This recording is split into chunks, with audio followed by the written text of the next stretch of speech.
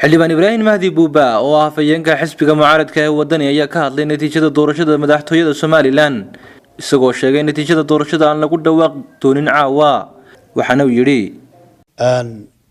waxaan jecelahay inaan beenino war been abuur ah waxba kama jiraan ah oo Ariel TV uu baahiyay maanta waxa uu sheegay TV-gaasi in saddexda musharax iyo komishiga doorashooyinka qaranku ay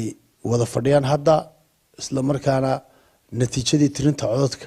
laga wada saxiixay saddexdoodaba go'aankii komishiga kama dambaysta ahaana caawa uu soo bixi doono ama galabta lagu dhawaaqi doono warkaasi waxba kama jiraan waa war been abuura oo aan sal iyo raatoona lahayn bulshada reer Somaliland way wada og yihiin in gacanta lagu hayo dalabyadii ama codsiyadii xisbigu u gudbiyay komishiga doorashooyinka waxaanu leenahay bulshada reer Somaliland u gudbinaynaa ama taageerayaasha xisbiga meel kasta joogaanba way socotaa arrintaasi gacantana lagu hayaa waana rajaynaynaa haddii la yiraahdo dhawaan in natiijo kama dambaysa aanu idin soo gudbin doono haddii la yiraahdo sidoo kale afayeenka xisbiga mucaaradka ah ee wadani ayaa saxaafadda ugu baaqay inay ka fogaadaan wararka been abuurka ee kicin kara bulshada waxaana uu yiri waxaanu ku jirnaa xilli xasaasi ah waxaanu ku jirnaa xilli bulshada reer Somaliland u wada dhag taagayaan natiijada kama dambaysta ah ee komishiga doorashooyinku ku dhawaaqi doonaan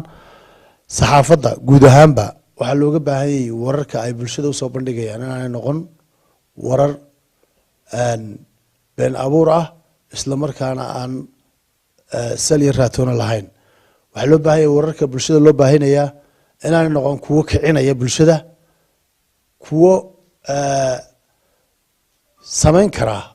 isku horkeen ama fadqalala ka dhex samayn kara bulshada dhexdeeda waxaa loo baahan yahay inuu noqdo warka ay saxaafaddu gudbinaysaa xilligan xasaasiga lagu jiro inuu ahaado mid xaqiiq ku dhisan oo run ah Khalid Cismaan Ibraahim Honkable TV magaalada Hargeysa.